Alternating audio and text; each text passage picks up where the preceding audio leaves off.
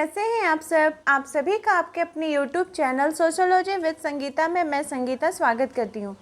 इस चैनल में आप लोगों को यूजीसी नेट सोशियोलॉजी के सिलेबस को टॉपिक वाइज कवर किया जा रहा है। साथ ही साथ हम लोग यूपी पीजीटी के भी जो सिलेबस है उसको कवर करेंगे। आप लोग प्लेलिस्ट में जाकर देख सकते हैं, दोनों का ही अलग अलग नेम के साथ प्लेलिस्ट बन चुका है।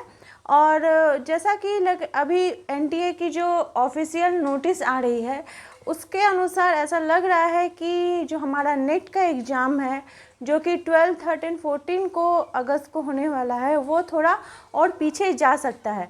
तो इसलिए मेरी कोशिश रहेगी कि आप लोगों तक सोशियोलॉजी के टॉपिक्स को और बेहतर ढंग से लेकर आ सकूं। तो इसलिए चैनल के साथ बने रहें, वीडियो को लास्ट तक देखें। अगर आपको वीडियो हेल्पफुल लगे तो प्लीज़ आप अपने दोस्तों तक इसे ज़्यादा से शेयर करें तथा मेरे चैनल पर नए हो तो प्लीज़ सब्सक्राइब करें। साथ ही अगर आपकी कोई भी क्वेरीज हो, कोई भी डाउट्स हो तो प्लीज़ मुझे कमेंट करके बताएं, क्योंकि आपके लाइक्स, आपके कमेंट्स तथा आपके सब्सक्राइब करने से मुझे मोटिवेट मिलता है ताकि मैं और बेहतर ढंग से आपके पास वीडियो को ला सकूं। तो चलिए ज़्यादा बातें ना करते हुए हम लोग आज का जो हमारा टॉपिक है वो यूजीसी नेट का हम लोग यूनिट 10 को कंप्लीट करेंगे। देखिए, यूनिट 1 पूरा कंप्लीट हो चुका है, यूनिट 2 भी कंप्लीट हो चुका है, यूनिट 3, 4 भी हम लोगों ने कंप्लीट कर लिया है। और इसलिए मैं चाह रही हूँ कि पीछे से अब लेके आ सकूँ, जैसे यूनिट 10 हुआ, यूनिट 9। तो ये सब का ना मैं कोशिश कर रही हूँ कि एक ही वीडियो में पूरे क्लास को कवर किया जा सके। तो आज के क्लास में हम लोग पूरा यूनिट 10 का जो टॉपिक है उसको कवर करेंगे। तो यूनिट 10 का जो टॉपिक है वो है संस्कृति और प्रतीकात्मक रूपांतरण, जिसे कि कल्चर एंड सिंबॉलिक ट्रांसफॉर्मेशन बोला जाता है। हम लोग हर एक बिंदुओं को पूरे अच्छे प्रकार से समझने का कोशिश करेंगे। मैं कुछ इम्पॉर्टेंट फैक्ट्स को लिखी हूँ और कुछ मैं आप लोगों को बताऊँगी, तो इसलिए प्लीज़ आप लोग इसे नोट डाउन भी करते जाएं साथ साथ में। तो सबसे पहला जो हमारा टॉपिक है वो यह पूछा जा रहा है कि धर्म क्या होता है। जो देखिए, संस्कृति हमारा प्रतीकात्मक रूपांतरण, जो हमारा कल्चर है उसका सिंबॉलिक ट्रांसफॉर्मेशन कैसा हुआ है। हम लोग जो समाज में रहते हैं इसके अंतर्गत हम लोग बहुत सारे धार्मिक परंपराओं को संपन्न करते हैं।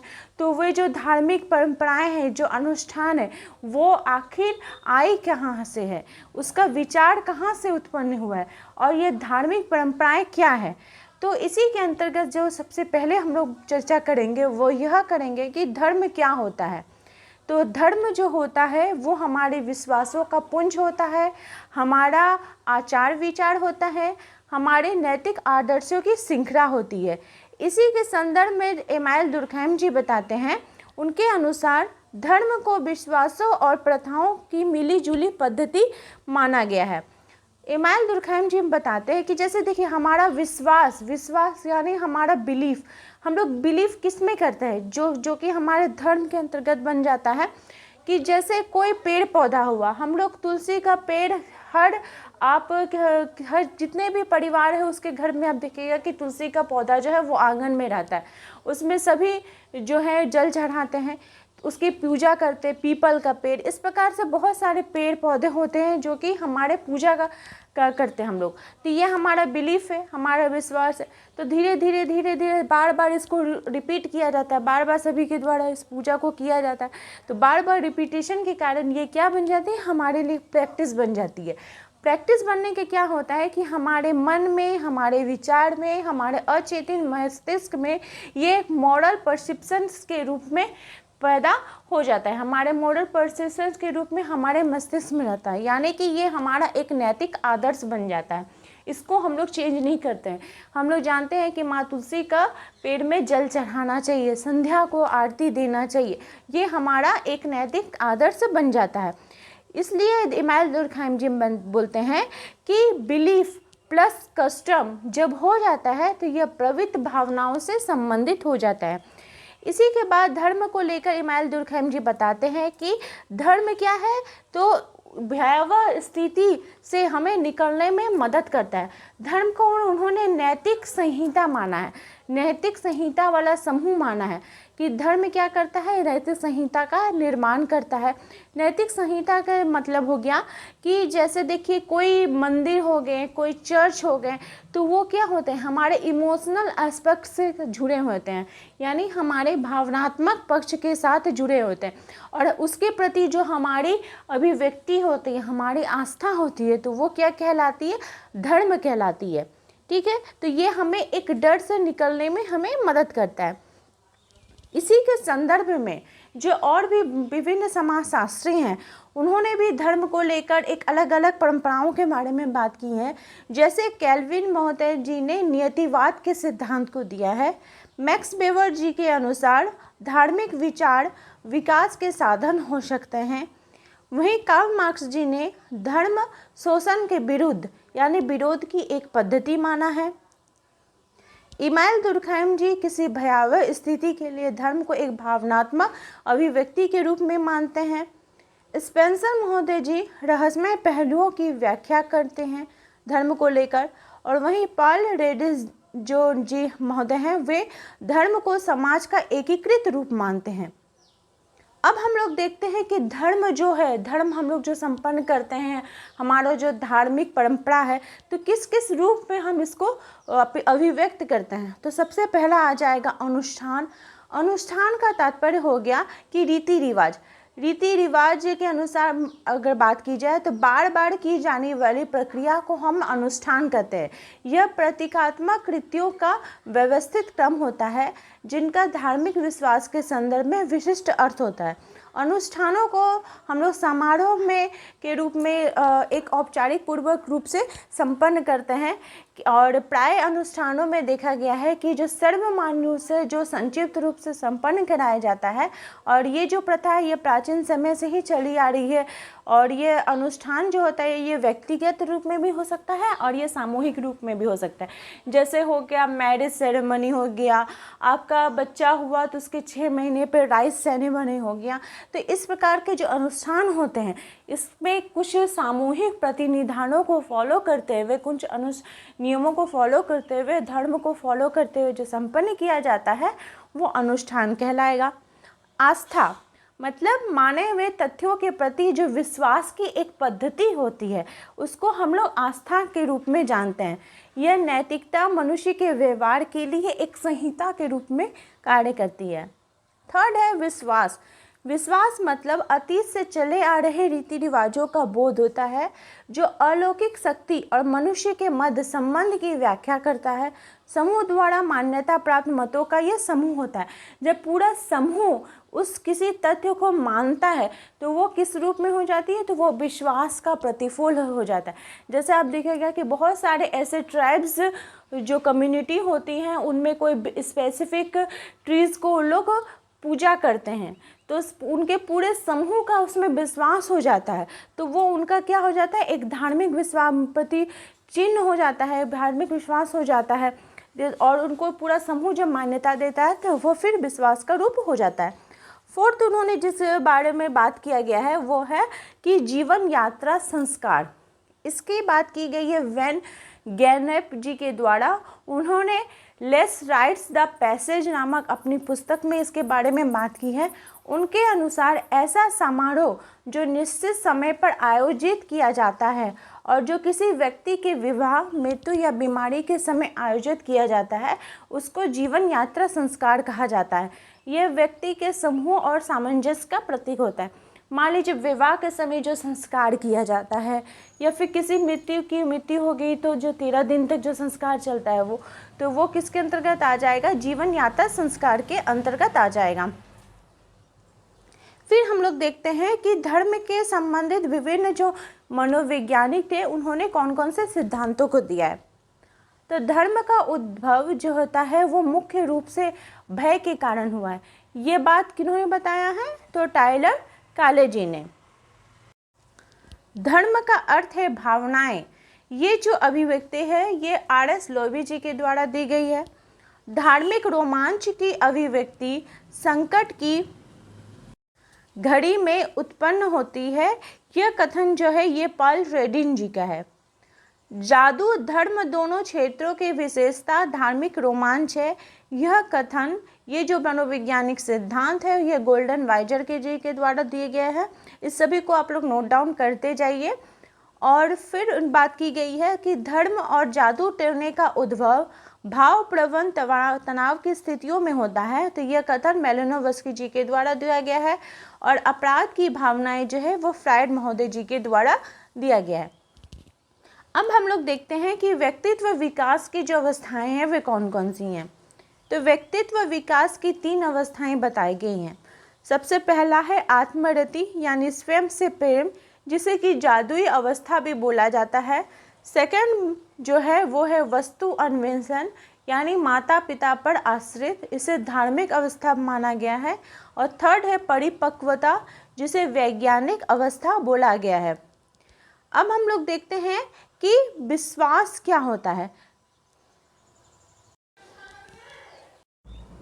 विश्वास किसे कहा जाता है?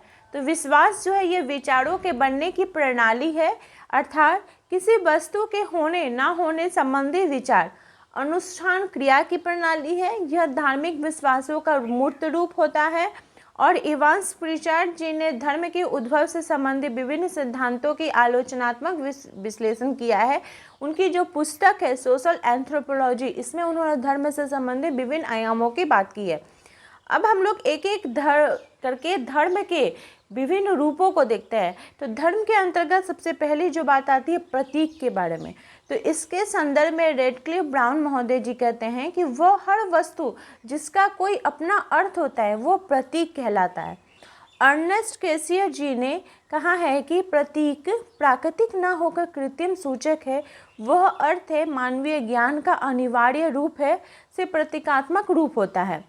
प्रतीक का तात्पर्य क्या हो गया कि जैसे देखिए जो क्रिश्चियंस होते हैं उनका क्रॉस चिन्ह, तो लोग क्रॉस चिन्ह को बहुत ही ज़्यादा सम्मान देते हैं, प्रणाम करते हैं। जो इसी तरह से हिंदुओं का आपका जो स्वास्तिक हो गया, ओम हो गया, तो ये हमारे लिए क्या हो जाता है? धर्म का प्रतीक हो जाता है। उसके बाद रेमंड फर्थ के अनुसार उन्होंने जो बात की है, जैसे उन्होंने सूचक के बारे में बताया है, संकेत के बारे में बताया है। तो सूचक के बारे में वे बताते हैं कि एक ऐसा चिन्ह जिसका संबंध सांकेतिक वस्तुओं से होता है। जैसे धुएं का उठना, जैसे ही हम लोग धुआं देखते हैं तो हमारे मन में क्या रहता है कि जरूर यहाँ पे आग लगी होगी। आग को देख मतलब हमको वो कोई बोलता भी नहीं है, हम समझ जाते हैं धुआं है, इसका अर्थ है या कि वहाँ पे आग लगी होगी। संकेत यानी सूचक का जो गत्यात्मक पहलू होता है, जैसे चौराहे पर अगर लाल बत्ती जलती है तो वो खतरे का निशान होता है। आप जब ड्राइविंग करते हैं, आप ट्रैफिक सिग्नल पर रेड सिग्नल देखने से आप सभी रुक जाते हैं, तो ये क्या है? एक संकेत है कि लाल मतलब यहाँ पे अभी डेंजरस है, हमको और आगे नहीं बढ़ना है। फिर है प्रतिमा, यानी कि ये संवेदी समानता की बात करता है। फोर्थ है प्रतीक, यानी परंपरा पर आधारित जटिल प्रकृति वाले प्रतीक तथा सांकेतिक वस्तुओं के बीच कोई समानता नहीं होती है। जैसे देखिए हम लोग क्या होते हैं कि उल्लू को बुद्धिमत्ता का प्रतीक मानते हैं कि जैसे बताएं उल्लू हो तो मतलब तुम्हारा कोई बुद्धि है ही नहीं।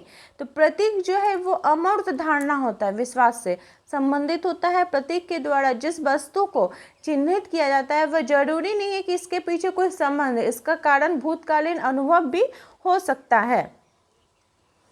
अब हम लोग देखते हैं कि जो थ्योरीज हैं वे थ्योरीज कौन कौन से हैं और किन किन महोदय ने इसके बारे में बात की है। तो जैसे प्रतीक के बारे में क्या हो गया कि ये एक माध्यम होता है जो कि लोगों के महत्वपूर्ण विचारों को प्रकट करता है।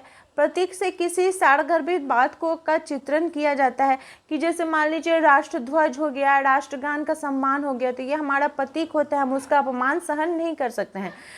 उसी प्रकार से लेवी स्ट्रॉस जी ने भाषा को सामाजिक व्यवहार समझने का माध्यम माना है, और वो माध्यम क्या है? प्रतीक के रूप में उन्होंने माना है कि इसके पीछे मानव मन की जो सर्वमान्य अंतर्निहित संरचना विद्यमान रहती है उसको प्रतीक कहा जाता है। तो इसी के बेसिस पे जो थ्योरी है विश्ववाद, तो विश्ववाद में लिंच महोदय जी बताते हैं कि संस्कृति केवल भौतिक जगत की अभिव्यक्ति है, इसका उद्भव हमारे मन मस्तिष्क में होता है और इसकी शुरुआत में अप्रमाणित तत्व मीमांसाई भाव के रूप में होती है।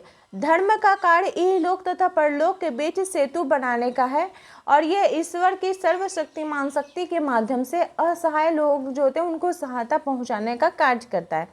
मेरी डगलस महोदय जी ने नेचुरल सिंबल्स के बारे में बात की है। उनके अनुसार जो अनुष्ठानिक प्रतीकवाद होते हैं ये एक इकाई के रूप में समाज की अभिव्यक्ति होती है। समूह और ग्रिड की अवधारणा अहम केंद्रित संबंधी अवधारणा है।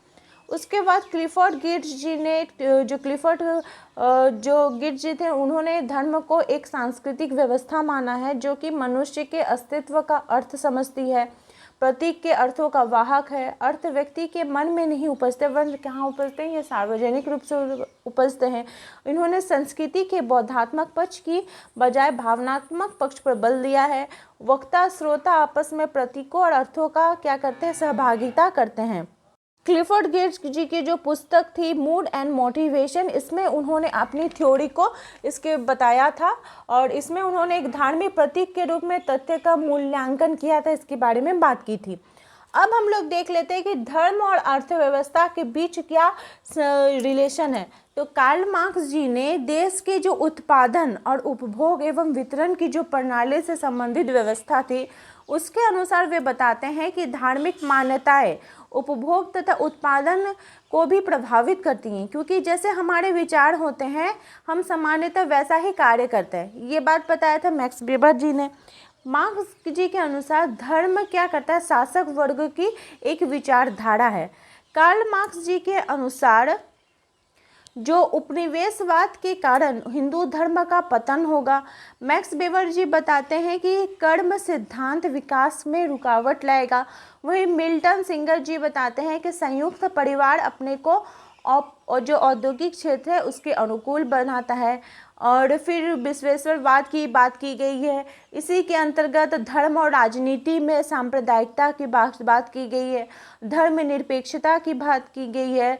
उसके बाद फिर सांस्कृतिक पहचान और लामबंदी की बात की गई है। तो आई होप आप लोगों को यूनिट 10 पूरे अच्छे प्रकार से समझ में आ हो गया होगा कि क्या बात की जा रही है इसमें। अगर आपको क्लास हेल्पफुल लगी है तो प्लीज़ आप अपने दोस्तों तक ज़्यादा से ज़्यादा शेयर करें तथा मेरे चैनल पर नए हो तो प्लीज़ सब्सक्राइब करें।